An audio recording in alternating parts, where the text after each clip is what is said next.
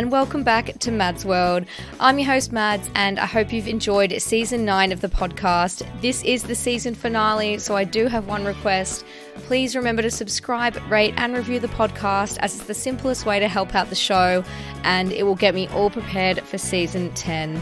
Also find me on social media, tell all your friends about it, share it on your story. I would really appreciate it. This week I am joined by writer, actor, comedian and author Soph Galuston. Hailing from Manchester, Soph says she specialises in being gay and working class, while also being working class and gay. She has written and starred in her own comedy on BBC Three called Peckheads, appeared as a series regular alongside Simon Bird in Everyone Else Burns, and her debut book, No Worries If Not, has just been released, coming in at #1 in lesbian poetry. Soph started posting TikToks less than 6 months ago, and she's already amassed over 130k followers. She's gone viral many times for her stereotypical impression of a TikTok lesbian, which is why I've asked her on the podcast. I'm a huge fan, so it's super exciting. In this episode, we discuss the funniest comments on Soph's videos, opportunities she's encountered through her growth on TikTok, misconceptions and stereotypes, how being queer and working class has defined her, the role models she had growing up, and how she hopes to impact people's lives within the gay working class community. Hello, Soph. Hello, Maddie. How are you? Good, how are you? I'm really good. I'm really hot. It is scorching in London at the moment, but I'm so excited to have you on the podcast. I'm a huge fan of your TikTok, so I was really buzzing when you came back and said you were keen for the pod, so I'm looking forward to our chat. Thank you very much. I'm excited. Me too.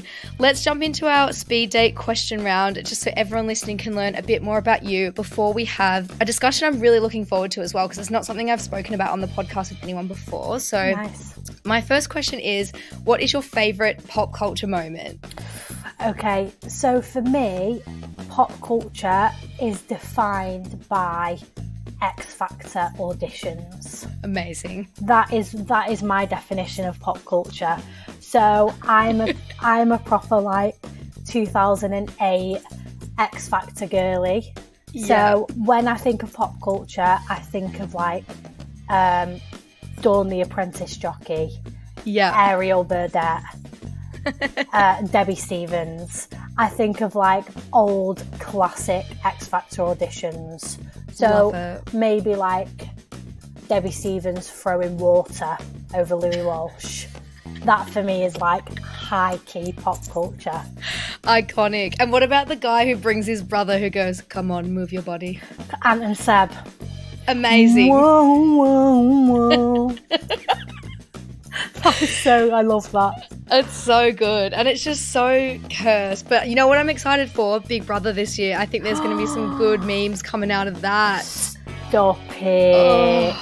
I love Big Brother. Nothing will ever be. I can't remember what like number season it was, but Gemma Collins, Tiffany Pollard, David is Dead.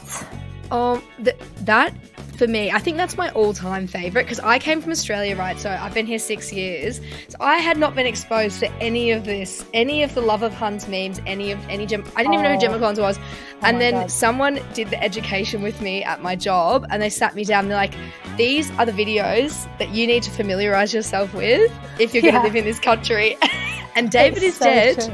David is dead. It was like I was watching it for the first time. I was watching it for the first time, but everyone around me was like, I can't believe you've never seen this. This is insane behaviour. Yeah, that is up there with pop culture moments. Like, so good. One of the best of all time.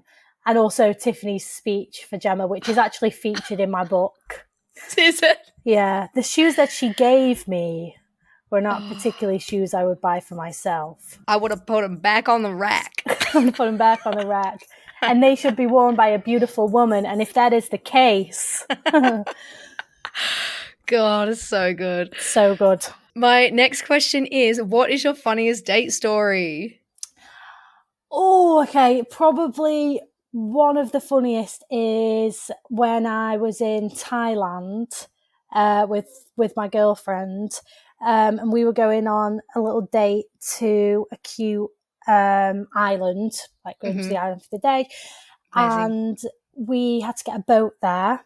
And I suffer really bad with motion sickness. No. Like horrendously bad. Like I can't even look at like people on a swing because it just makes me ill. And I have really bad. God. I know, it's horrendous. I've got really bad vertigo as well. I think I've actually got something up with my like ears, but I'm not sure. But anyway, really bad motion sickness, and the sea was super, super choppy. So I was like, I'm definitely going to be sick. So we're sat there and we're sat at the bottom of the boat.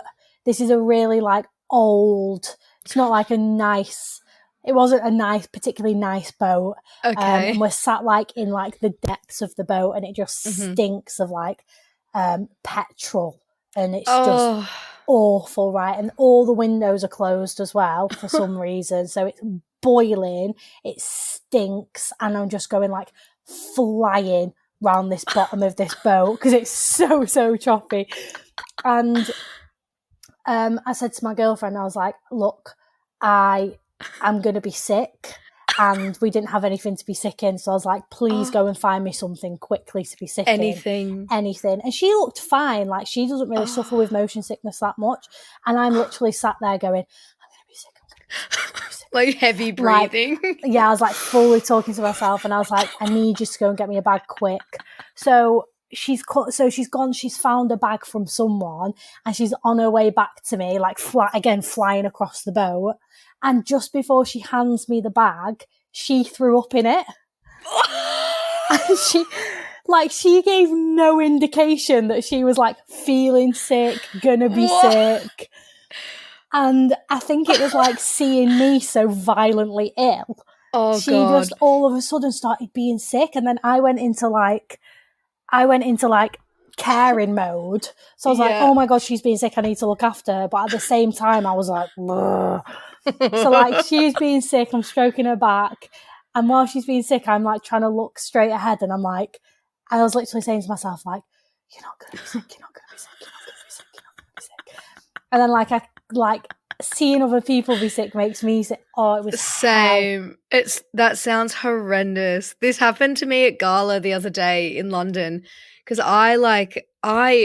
it was so hot, and it sculled like a bottle of water because I was like, I need to just get the water in.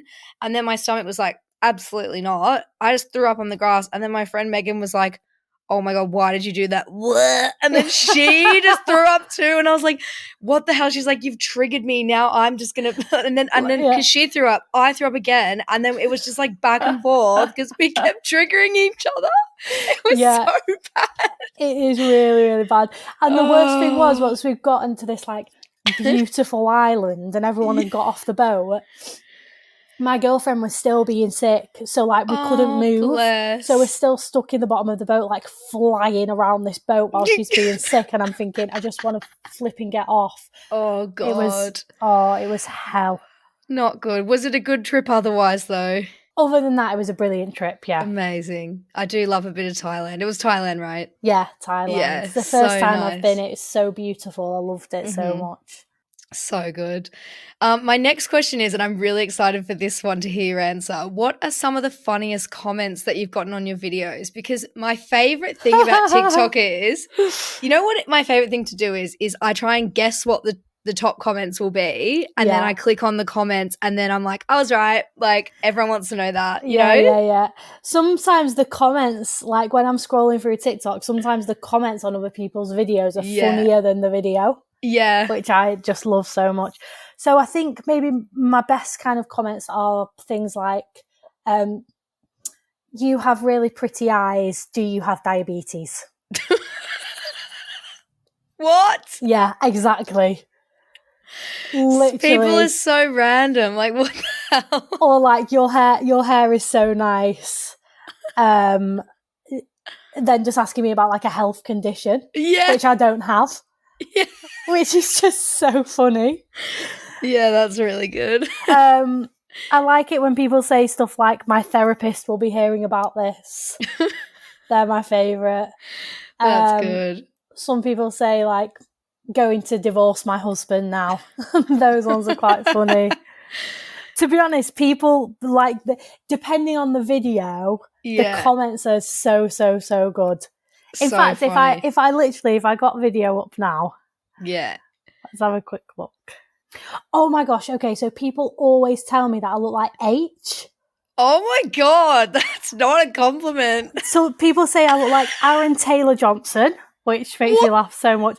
People say I look like The Rock, Dwayne Johnson. What? Vin Diesel, I get all the time. When you do the eyebrow thing though, like TikTok lesbian wakes up, that's giving Vin Diesel. Like is it?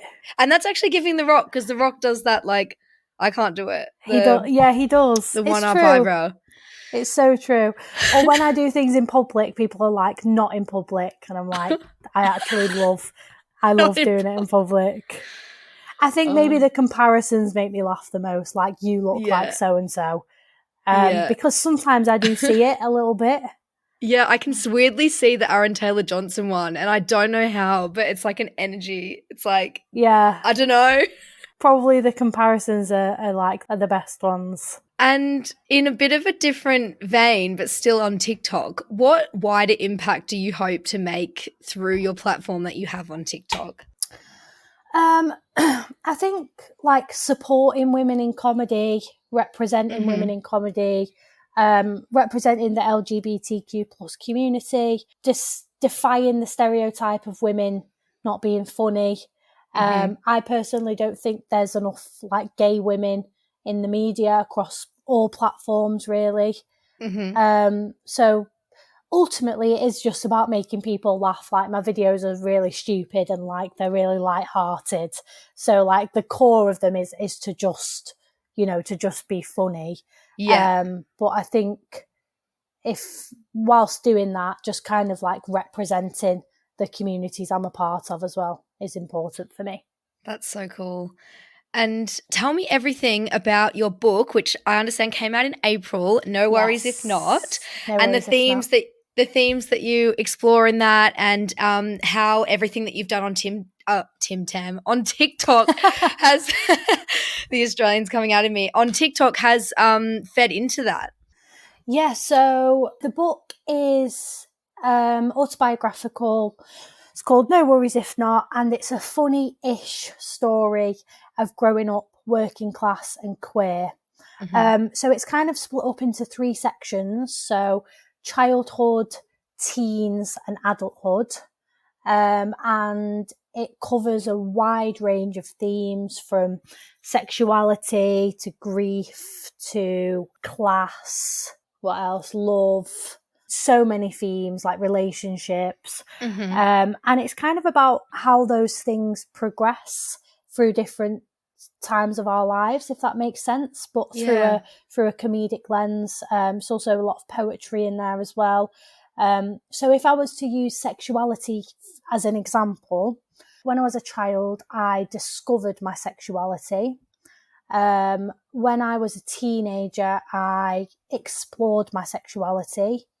And when I was an adult, I accepted my sexuality. Oh, that's great. Yeah. So it's kind of like just taking themes and seeing how they alter in different periods of your life. That's pretty much it. It's a good book. It's a good it's a good book. It's a great read. I wrote it. It's great. But I started doing TikToks after the book. But obviously the TikToks that I do are literally essentially just me. So like there is elements of the TikTok in the book, because the book is very much my voice and my TikToks are very much, me. So oh, I can't wait to read it. I'm so excited. When you said before our call that the book was already out, I was like, oh my God, I thought I had to wait. I thought I had to go on the wait list, but I'm just literally going to go on Amazon after this and grab it. So yes, please can't wait. I had another question for you about challenges or opportunities that you've encountered through your growth on TikTok. So obviously, it's so fun when you go viral, and then you've built a following off the back of that, and consistency is key and all those things. But what would you say the challenges or opportunities you've been given are in regards to your growth?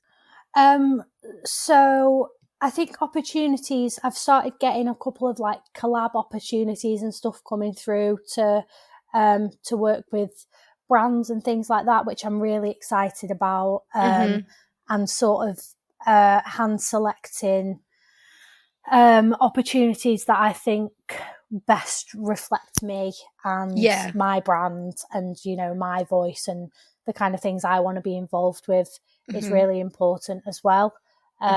So I'm at the stage of my career with regards to TikTok of just kind of figuring out how that works and like how I want to move forward with that, which is great. But I think having said that, it's also quite easy to like want to take on everything.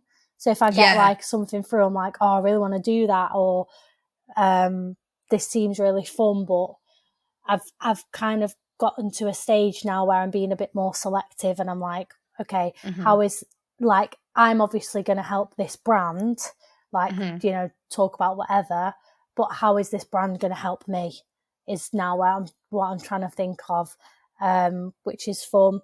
I think challenges is like always wanting to be better than my last video. So like, I think sometimes there's a certain pressure of like churning out content that's successful. So if I know the videos are really simple, like it's just me doing the same thing basically in different scenarios and different situations, but sometimes it hits and sometimes it doesn't. And like, I could do a TikTok and I'll think to myself, like, that is a mint TikTok. Like, that is so funny. That has to go viral. Like, people are going to like that. And then it will absolutely flop. And I'll be like, oh no. And then I'll do one really, really quickly, won't even think about it. Like, I did one in the airport and that ended up getting like 9.6 million views, which is like insane. Which is my highest viewed TikTok. And I didn't even think about it, plan it, nothing. I just did it. Honestly, it's always like that when it's like the worst TikTok ever. I had a TikTok that got 1.4 million and I'm like, I worked so hard on this podcast. I'm like doing like PR, like Instagram, social, Twitter, everything.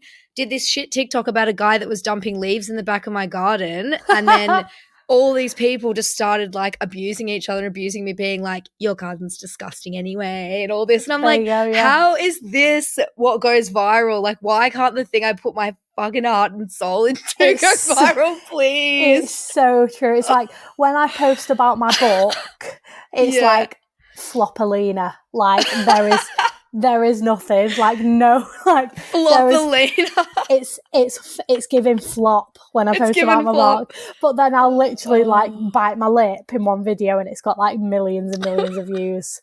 But what I've learned to do is I'm like, right, give the people what they want. People want this face, they want this character, and then in the comments I'm like, hey guys, please go and buy my book. Like, I know you're not interested in me posting about it, but if you could just check it out, that'd be great. Perfect. You know, but you gotta do what works, don't you? As long as you've got a strategy, go for it. Love 100%. it. And what is one misconception or stereotype that you've encountered, and how do you use your content to challenge that stereotype?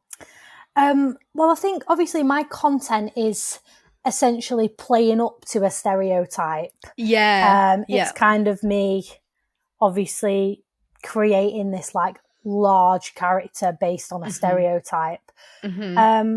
So I think, for example, if I have like my hair down in a video, people are like, oh, she's actually this, or she's actually that. And it does make me laugh because like, if I have like my hair down in a video, people are like, oh my God, you're actually so pretty. And they're like, they're so shocked. Fuck you. And I think whilst that is so funny, and don't get me wrong, those comments make me laugh so much and I do really love them. I think it's like people kind of assume that you can't be both. Like you can't be both like femme and mask. And I think it's part of a wider preconception of what a lesbian is supposed to look like, which I understand that, as I said, I'm sort of playing to that stereotype, but I'm playing to that stereotype being very aware of it. So like, I know what I'm doing, but you know, in the real world, there is that misconception that like you can only be one thing, and like you're either this kind of lesbian or this kind of lesbian. And I think like I posted a TikTok in a bikini, and people are commenting like, masked lesbians don't wear bikinis, and I'm like, And don't get me wrong, some of the comments are like funny and like there's like jokes behind it, which I totally get. Like, I don't want anyone listening to be like, oh, I said that. Like, literally don't worry about it. I think it's just interesting because, as I said, there is this like assumption about certain groups of people. And like, I don't really know what kind of lesbian I am. I don't know if I'm a mask lesbian. I don't know if I'm a STEM, a femme, a whatever else there is. But like, I am what I am, and I did wear a bikini. Does that make sense? Yeah. And I think it's so great that you don't have to fit into a box either, because I think that's something that's so great about the LGBTQ plus community, is that there's no boundaries. It's sort of like you can just be who you want to be, and that can be fluid. And I think that people are starting to understand that a bit more. Yeah. But yeah, I think people are so quick to like silo people into boxes and categories that they can understand or that they can comprehend, when it just doesn't need to be that way. Yeah, 100%.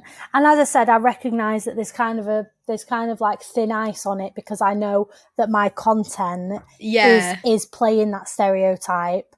But equally, I'm very aware of what I'm doing, why I'm doing it, and I am aware of like the bigger picture as well. If that makes sense. And the intentions there as well. Like you've got so you know, and you're well educated in that, which is why you can do these bits so well, you know. Mm-hmm. How do you think being part of the queer community and coming from a working class background has defined who you are today, both personally and as a content creator? So I know you touched on this briefly about some of the themes in your book, but I'd love if we could have a bit of a discussion about it, just because it's something I've never touched on the podcast. And when you mentioned it to me before the podcast, I was like really fascinated. So yeah, how do you think it has defined you?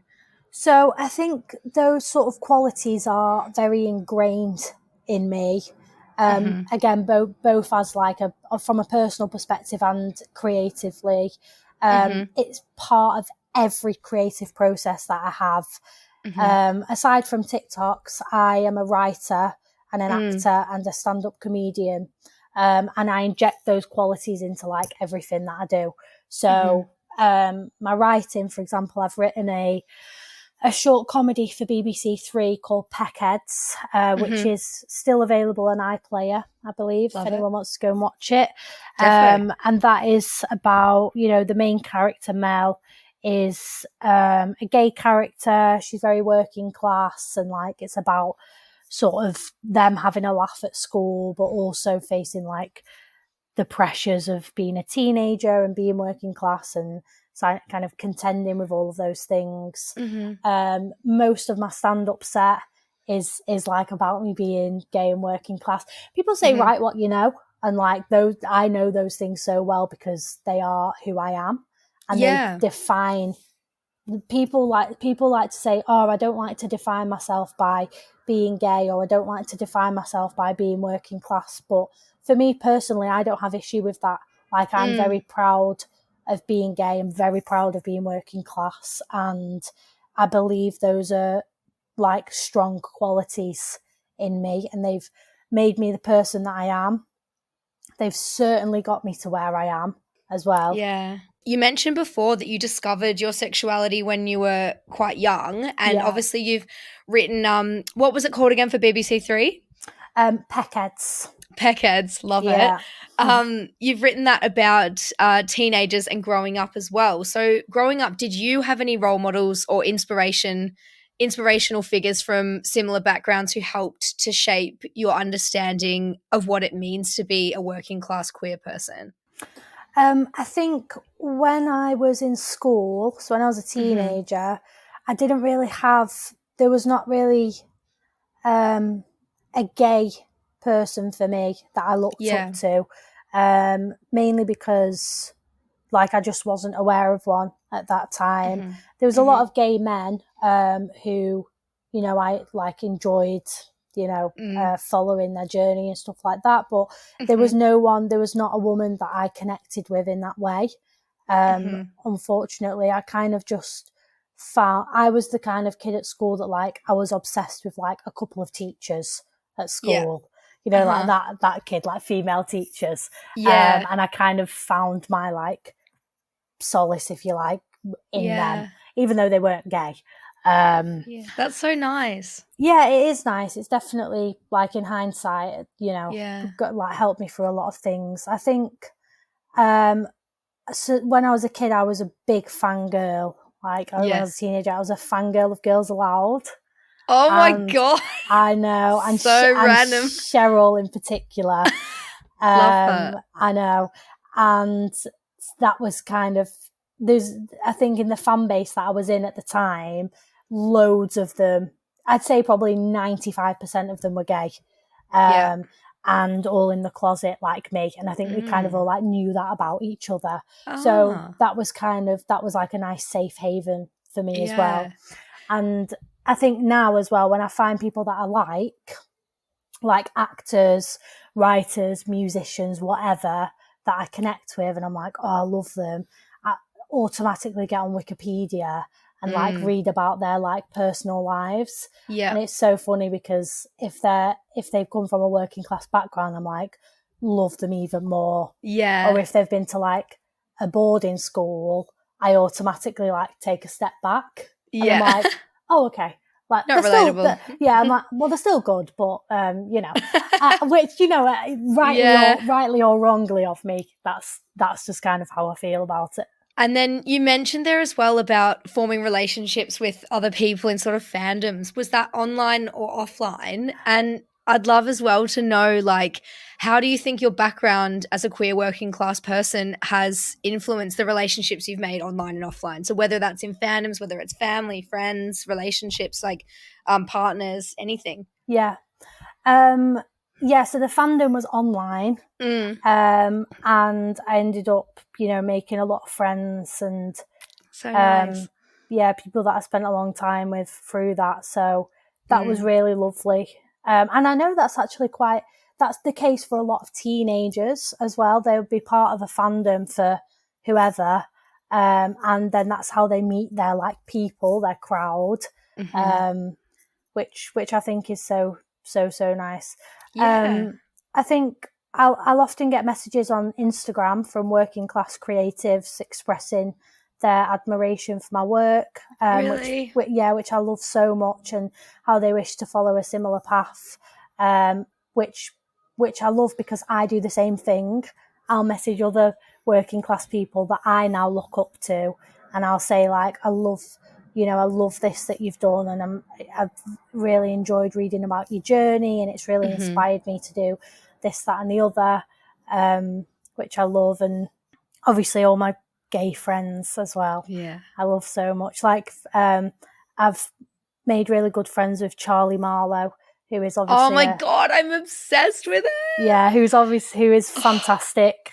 So funny. So funny, very talented, also gay as well. So it's kind of like, I think you attract the people that would attract you. Like, you kind of just find your crowd, especially in TikTok and like online in general. It happens so quickly. You just like meet your people and you just click and you're like, oh, that's my person. Because they're this, that, and the other. Yeah.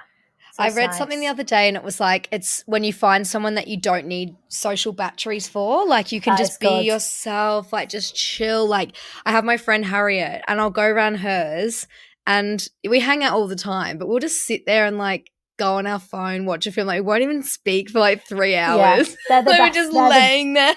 They're the best friends. They're the best ones. Because it's like you just know, and then you'll just like show them a meme and they're like, love that. Like, I love it's that. just it's so relaxing to be around people that are like your people, Yeah, 1000%.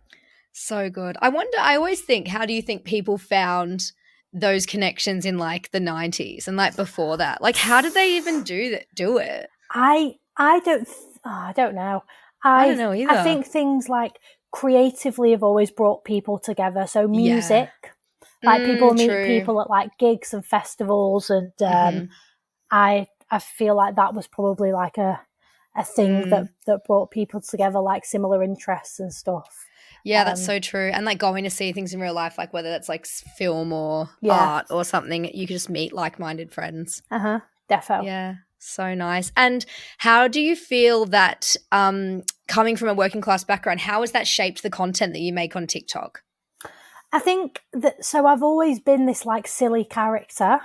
So it's funny because the whole TikTok lesbian thing, I've actually done that like face and been that person when I was in school. So, like my girlfriend has known me since I was like 13, 14. And like, I used to do that for her. And she used to find it so funny. So like, it's always been this, like, it's definitely evolved into what it is now. But I've always had this like strange, like, I've always pulled strange faces, and like, I'm very expressionate, and like, I've kind of used that in a lot of my comedy. And obviously, you know, a platform like TikTok, which very much just started as, you know, a sort of a video platform for all sorts of different content, is now quite literally changing people's lives. Like, it's like, I know that can sound really like far-fetched and dramatic, but it literally is. So I'm kind of like, oh, well, why shouldn't I like be a part of this? And of course. And I think being working class as well, I'm very like get up and go. And I've always got everything that I've got at this point, to this point of my career, my life, I've gotten myself. Like, I've not done it with help from anybody else. I've worked very, very hard, and I've, you know, had a lot of setbacks and a lot of no's and this, that and the other. And it kind of, I think when you come from nothing, it gives you a real drive to like keep going, keep pushing until you get to where you want to be. So like, that's kind of the approach that I'm going to take on TikTok as well, in, you know, in very much a more lighthearted way. Yeah. And I think it's so great that you can just be an extension of yourself online. Like you were saying that you've grown up doing these like faces and that the act and like the bit for your friends. It's sort of like, I mean, not to take anything away from the hard work that you've put in, but it feels like it makes it easier, because you're just like, oh, I can just do this, but just take a little video and put it on Insta or put it on TikTok, you know, like 1000%. Yeah. It's so nice.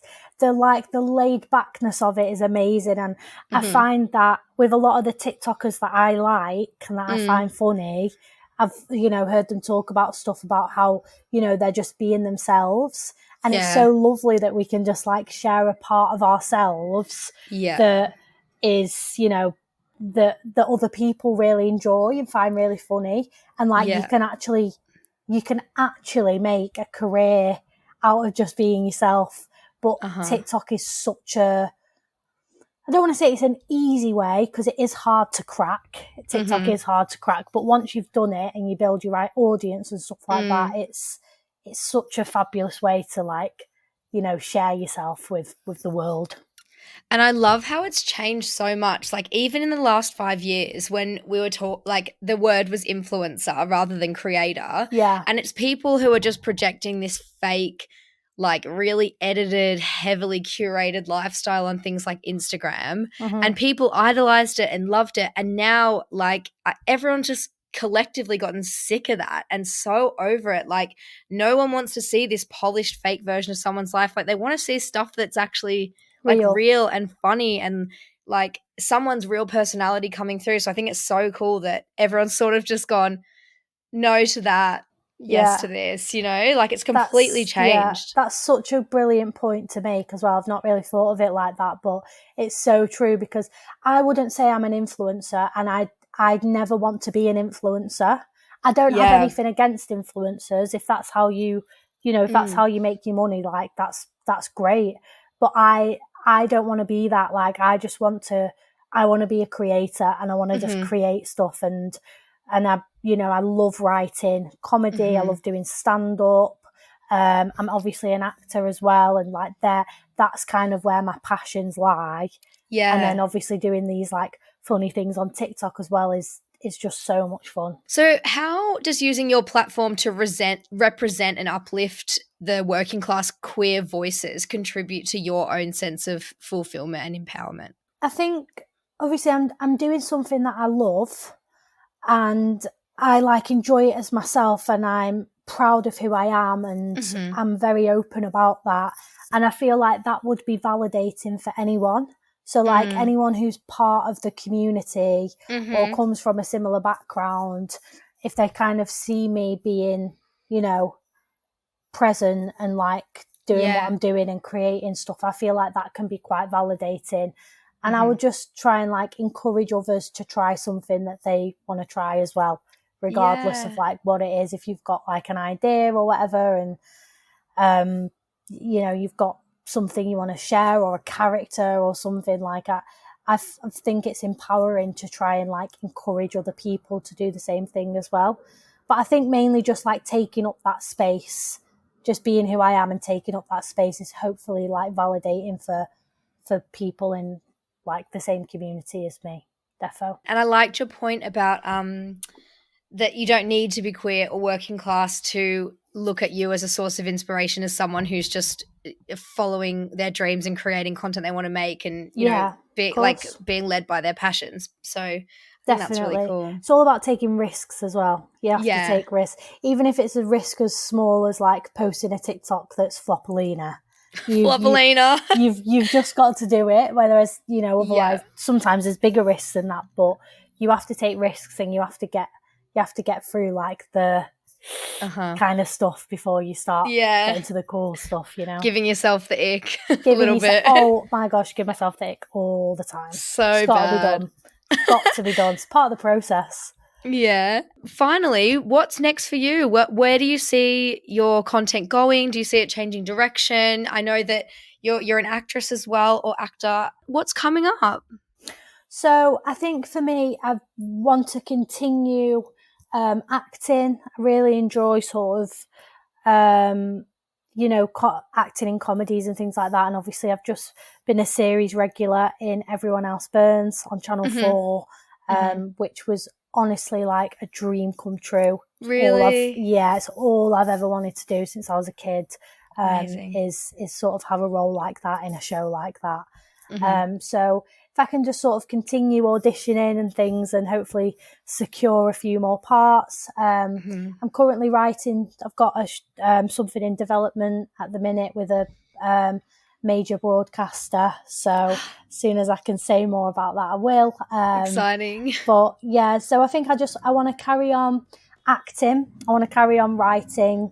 I'm really enjoying doing stand-up as well at the minute. I'm currently writing a one-woman show, which is going to heavily feature TikTok Lesbian.